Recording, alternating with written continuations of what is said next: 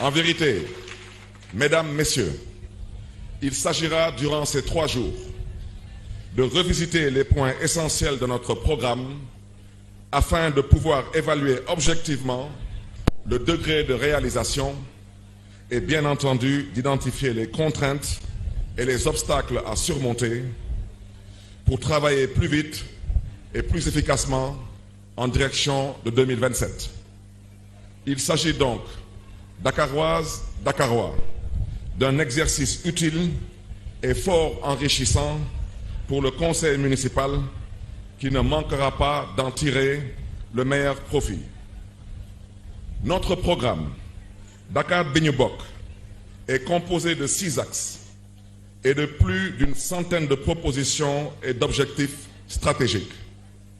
Nous voulons une ville dynamique, attractive, capitale ambitieuse et résiliente, prête à faire face à toutes les charges. L'axe 1 de notre programme concerne la construction d'une gouvernance stratégique tout en développant une ville dynamique.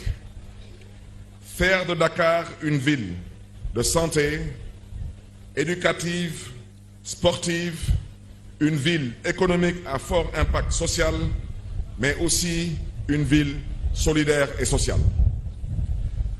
L'axe 2 concerne la santé. L'objectif est de rehausser le plateau médical des infrastructures sanitaires de la ville et d'autres initiatives porteuses. S'agissant de l'éducation, la construction, la réhabilitation et l'équipement des lycées et collèges afin d'assurer l'accès aux technologies de l'information et de la communication aux élèves et aux enseignants.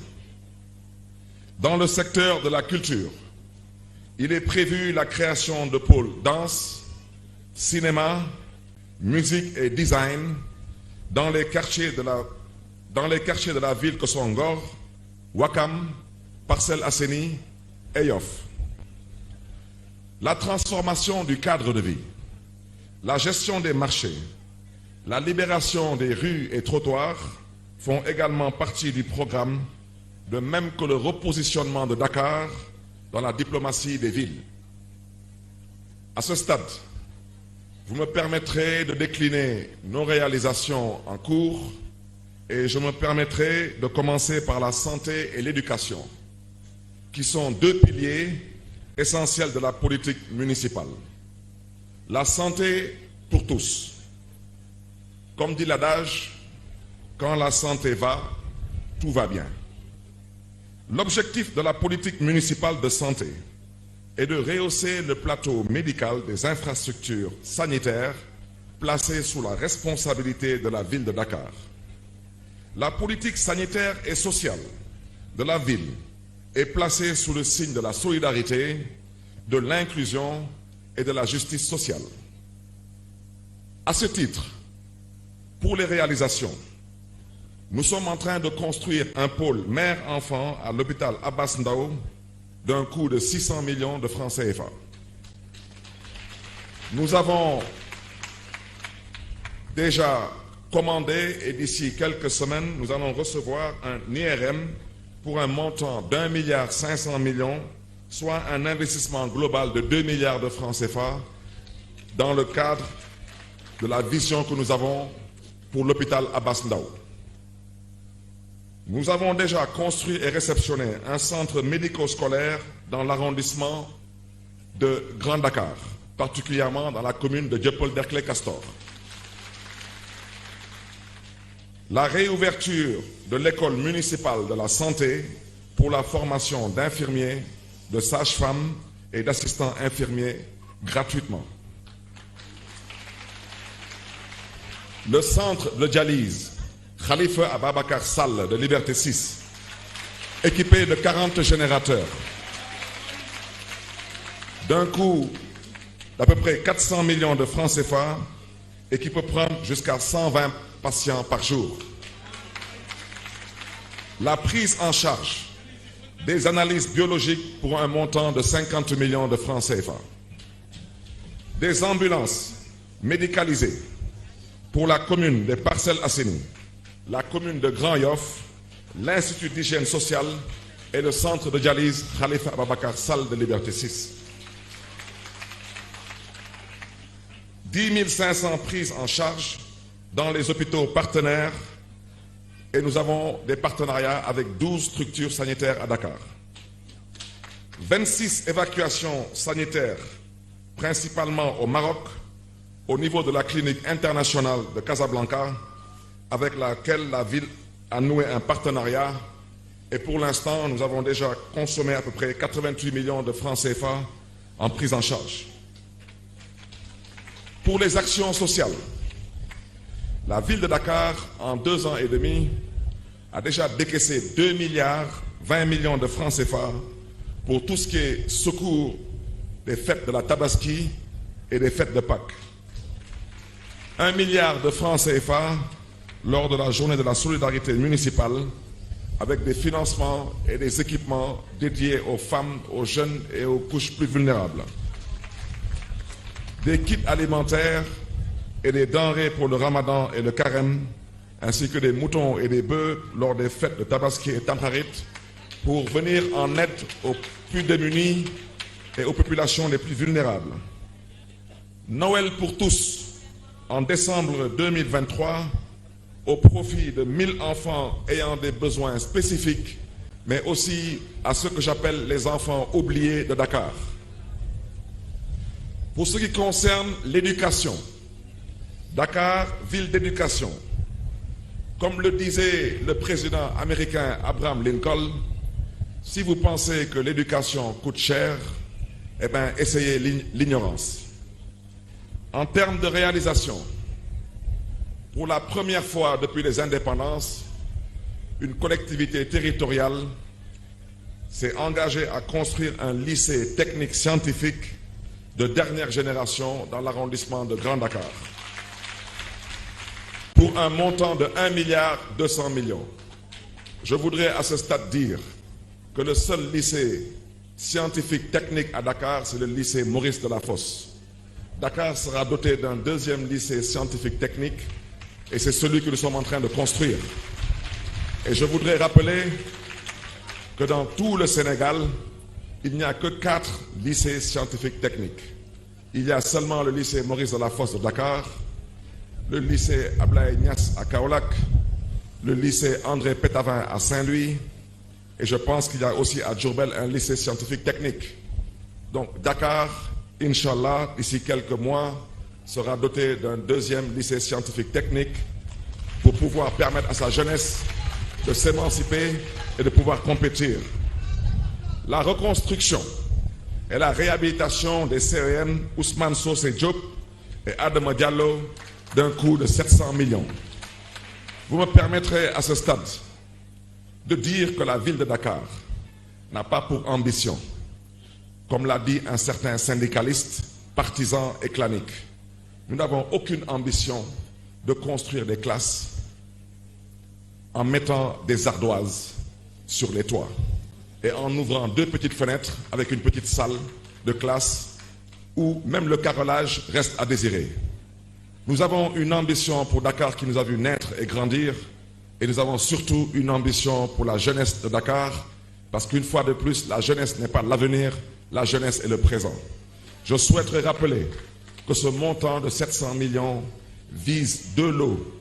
Le premier lot, c'est le CM Ousmane Socé Diop, et le deuxième lot, c'est le CM Adama Diallo, et nous ne parlons pas de réhabilitation, nous parlons de reconstruction.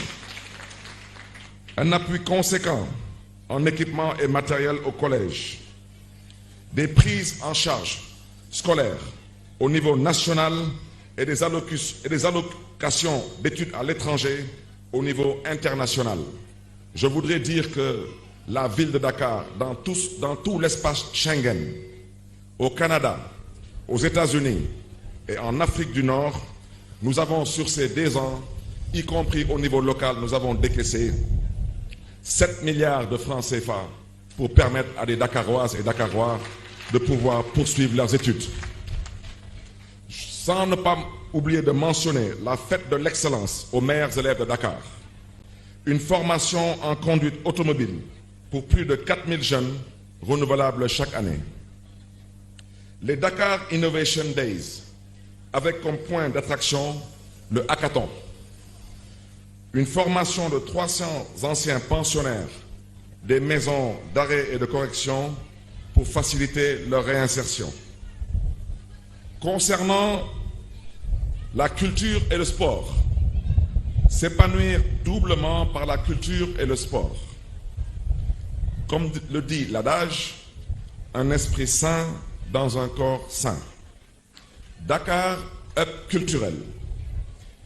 Au titre des réalisations, nous avons un programme de restructuration des 19 centres socio-culturels de Dakar. Une subvention cumulée de 1,150 milliard de francs CFA répartie entre la Maison des cultures urbaines de Ouakam, le Fonds d'appui aux initiatives culturelles privées, la création de start-up et de projets numériques dans le cadre de Dakar Ville Créative, le programme Mobicine, le projet d'écriture de l'histoire générale du Sénégal et diverses subventions. Concernant la politique sportive Dakar Ville Sportive, le montant des subventions s'élève à 1,885 milliard de francs CFA. Je voudrais à ce stade dire que Dakar s'apprête à organiser les Jeux Olympiques de la jeunesse, Dakar 2026. Dakar va accueillir, mais c'est l'Afrique qui va célébrer. C'est la première fois en terre africaine que nous allons accueillir les Olympiades. Je souhaiterais profiter de cette tribune pour lancer un appel à l'État du Sénégal et particulièrement au Comité national olympique sportif sénégalais. Je souhaiterais rappeler au besoin que c'est la ville de Dakar qui a candidaté pour accueillir ces Jeux. Je voudrais au besoin rappeler à tous les acteurs dans le cadre de l'organisation de ces Jeux olympiques de la jeunesse que Dakar ne compte pas être un spectateur, mais Dakar compte être un acteur lors de ces Jeux. Et à ce titre, nous avons la responsabilité de nous respecter, nous avons la responsabilité de nous écouter et nous avons surtout la responsabilité de travailler ensemble. Parce que dans le cas contraire, ce serait peut-être dommage de le dire, mais si nous ne le faisons pas, ce sera pour la première fois dans l'histoire des Jeux Olympiques qu'un pays va organiser des Jeux Olympiques et ramasser 0 médaille. Donc, nous avons décaissé 1,885 milliard. Des subventions à l'ODECAV, aux ligues et fédérations, ainsi qu'au conseil départemental et régional de la jeunesse de Dakar. La mise à disposition d'équipements sportifs aux ASC et clubs de la capitale. La construction et l'aménagement du stade municipal de Grand Yoff avec la pose d'un gazon synthétique pour un coût de 600 millions de francs CFA. Le complexe sportif et d'hébergement de Grand Yoff d'un montant de 500 millions de francs CFA. Le terrain à gazon synthétique pour un montant de 200 millions de francs CFA dans la commune de Cambérène. Un terrain à gazon synthétique pour un montant de 200 millions de francs CFA dans la commune de Dieuppeul-Derklé-Castor. La réhabilitation du terrain synthétique de la commune de Mermoz-Sacré-Cœur, particulièrement dans le quartier de Baobab. La place des cultures urbaines de Dakar pour un montant de 385 millions dans la commune de Grand Yoff, communément appelée le skatepark. Concernant les infrastructures et le cadre de vie, vivre, circuler, mais surtout respirer à Dakar. Rénovation et réhabilitation de la voirie. Sur ce chapitre, il y a le lancement d'un vaste programme pluriannuel de construction, de réhabilitation, de mise aux normes et d'extension de la voirie dans la ville pour un montant de 15 milliards pour une durée de 3 ans. En termes de réalisation, il y a les travaux d'extension et d'entretien de la voirie de la ville de Dakar sur quasiment les 3/4 des communes de Dakar pour l'instant. Nous avons déjà réhabilité 157 km de routes dans Dakar. Nous sommes en train de construire 11 km de nouvelles routes, particulièrement dans les communes de Mermoz-Sacré-Cœur, dans la commune de la Patte d'Oie, dans la commune des Parcelles Assainies, dans la commune de Yoff, dans la commune de Grand Yoff, dans la commune de la Médina, dans la commune des HLM, de Sicap Liberté, de Biscuiterie, de Dakar Plateau, de Gueule Tapée Fass Colobane, de Dieuppeul-Derklé, de Ngor, de Ouakam, de Fann Point E Amitié, de Cambérène et dans la commune de Hann Bel-Air. Il y a les travaux d'aménagement et de réhabilitation des allées Khalifa Ababacar Sy d'un montant de plus d'1,2 milliard. Il y a la pose de 218 192 mètres carrés de pavés et 64 117 mètres linéaires de bordure réalisés, incluant les cimetières de Yoff et de Saint-Lazare de Béthanie. Pour ce qui concerne le cadre de vie et les activités marchandes, concernant particulièrement l'éclairage public, un vaste programme de revamping est en cours. La ville de Dakar est aujourd'hui la deuxième ville la plus éclairée d'Afrique et figure parmi les 100 villes du monde les plus illuminées avec plus de 60 000 points lumineux, soit une densité de plus de 700 points lumineux au kilomètre carré. 15 milliards ont été mobilisés pour ce volet sur une durée de 3 ans. En termes de réalisation, nous avons 10 000 nouveaux points lumineux. Le relamping complet des communes des HLM, de Biscuiterie, de Sicap Liberté, de Grand Dakar, de Fass Colobane Gueule Tapée, de Ouakam, de Ngor, de Fann Point E Amitié et du Plateau. L'éclairage des cimetières de Yoff et de Saint-Lazare avec l'installation de 250 points lumineux. Le revamping de la commune des HLM avec 750 points lumineux et de la commune de Biscuiterie avec 550 points lumineux. La rénovation de 300 lampadaires solaires et de l'éclairage public de la route de l'aéroport Léopold Sédar Senghor au Mamelles avec l'ajout de 200 mâts décoratifs et 385 points lumineux. L'éclairage sportif des stades de Grand Yoff et de Dieuppeul-Derklé. L'éclairage des édifices religieux tels que le mausolée de Cambérène et de Yoff. L'achèvement du revamping de Dakar. Le pavoisement 2023 des fêtes de fin d'année et la mise en lumière de la statue d'Emba et Dupont, de la porte du millénaire et de la passerelle de Gibraltar. Le revamping en LED du réseau d'éclairage public standard des Parcelles Assainies. La réhabilitation et la modernisation du réseau d'éclairage public de l'île de Gorée. La réhabilitation et le revamping du réseau d'éclairage de l'ancienne piste. L'alimentation en énergie solaire des édifices religieux, mosquées comme églises, la grande cathédrale de Dakar, la grande mosquée de Dieuppeul et la grande mosquée des Parcelles Assainies à l'unité 13.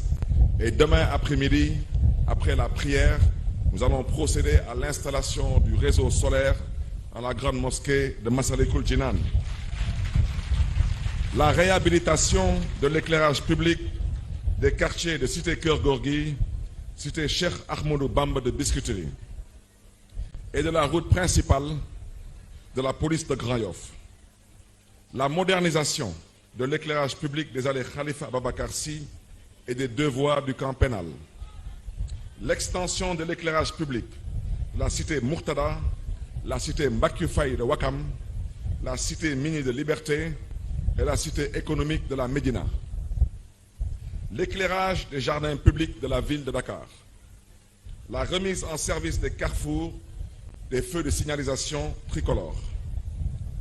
Concernant l'assainissement, l'opération d'entretien courant des ouvrages de drainage des eaux pluviales. Travaux de gestion de la remontée de la nappe phréatique dans le quartier de Bop. Installation de 200 toilettes publiques, préfabriqués dans les espaces ouverts de la ville pour un montant de 2 milliards de francs CFA. Concernant l'aménagement urbain, l'aménagement en cours de 57 jardins et espaces publics. Concernant les activités marchandes, l'option est d'organiser les espaces marchands en vue de faciliter le commerce et la mobilité tout en offrant un cadre de vie adéquat. La ville de Dakar, fidèle à son slogan « Dakar pour tous », rejette toute idée de marginalisation et de stigmatisation. Les termes déguerpissement, désencombrement sont remplacés par les termes organisation et accompagnement pour permettre à toutes les catégories de commerce, particulièrement le petit commerce et les marchands dits ambulants, de mener librement leurs activités en toute sérénité. D'autres initiatives seront entreprises dans le but de mieux organiser les espaces marchands. Dans ce cadre, la ville de Dakar participe au financement de la foire de Dakar pour un montant de 50 millions de francs CFA. La convention avec le CICES permet d'augmenter les stands dédiés aux artisans de Dakar pour pouvoir faire éclore leur savoir-faire. Concernant l'entrepreneuriat, une donnée majeure à Dakar, la lutte contre la pauvreté et l'exclusion, ainsi que la promotion de l'entrepreneuriat des femmes et des jeunes figurent en bonne place dans le programme Dakar Benubok.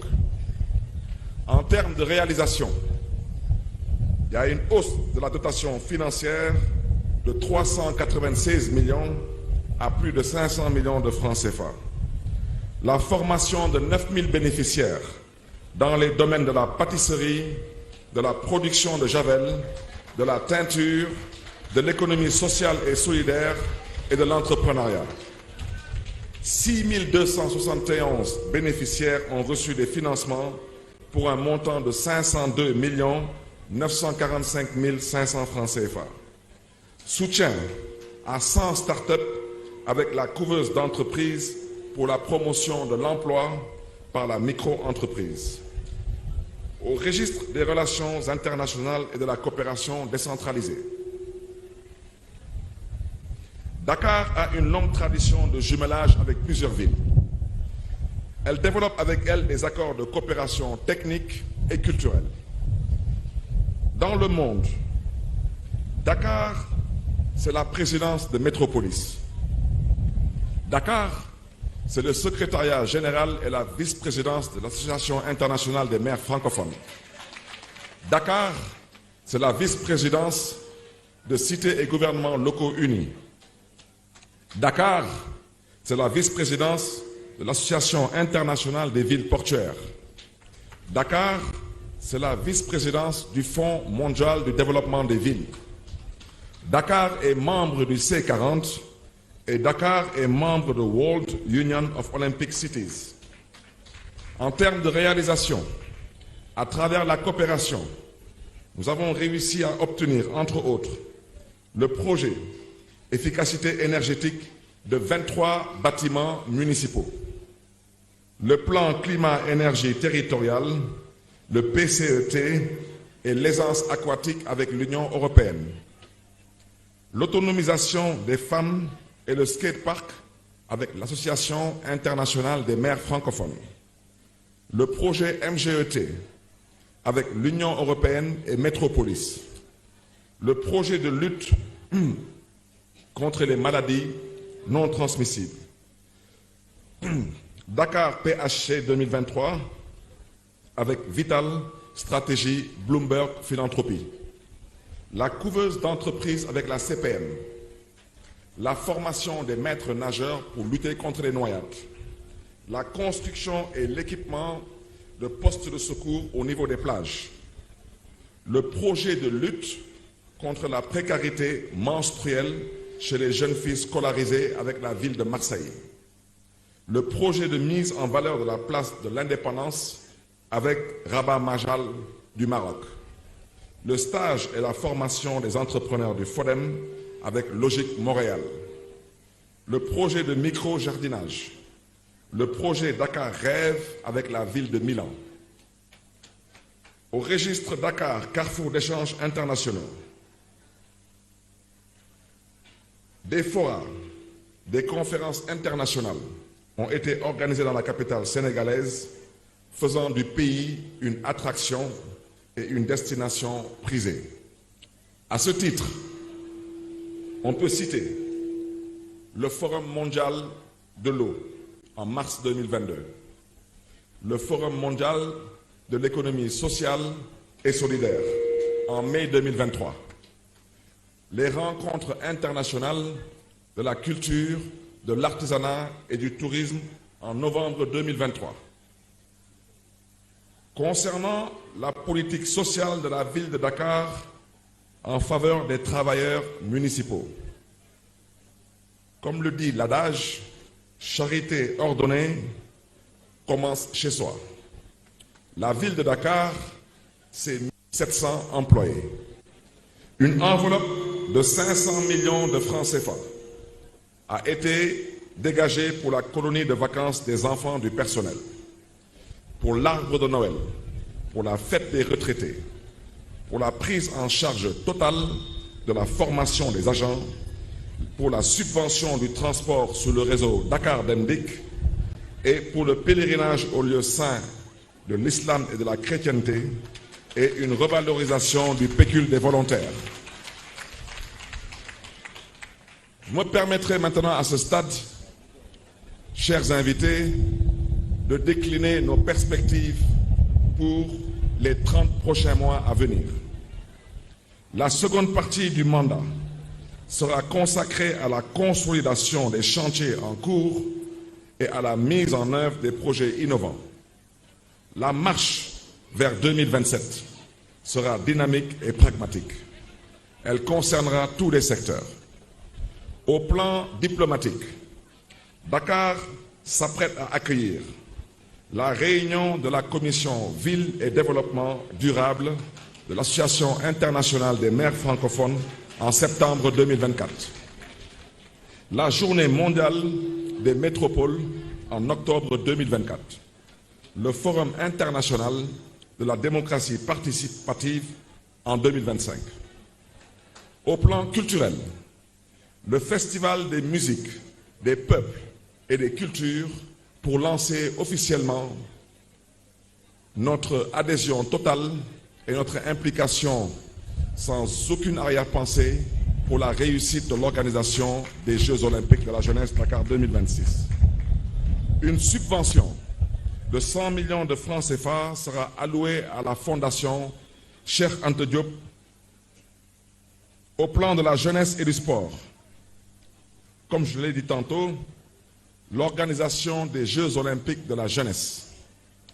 Nous avons pour mission de nous préparer à l'organisation de cet événement en mettant en place un comité de pilotage. Dakar sera une ville olympique et surtout une ville verte et propre. C'est la raison pour laquelle nous allons nous concentrer sur la valorisation des artères principales, sur l'aménagement des espaces publics, sur les infrastructures sportives et récréatives, entre autres la végétalisation et espaces verts, des pistes cyclables et des minibus électriques, une propreté urbaine, un renforcement des infrastructures sportives, une organisation de tournois interscolaires sous la formule de l'ancienne USU, la mise en place de la plateforme e-sport pour le développement de la pratique.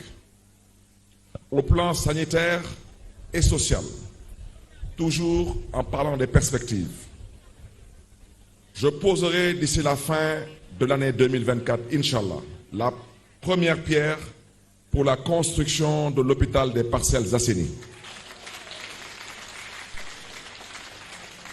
Dans le courant de 2025 et 2026, nous poserons la première pierre pour la construction des 3 autres centres de dialyse à Dakar. Je rappelle que la ville de Dakar est composée de 4 arrondissements. Pour l'instant, il n'y a que l'arrondissement de Grand Dakar qui a été doté d'un centre de dialyse d'une capacité de 120 patients par jour.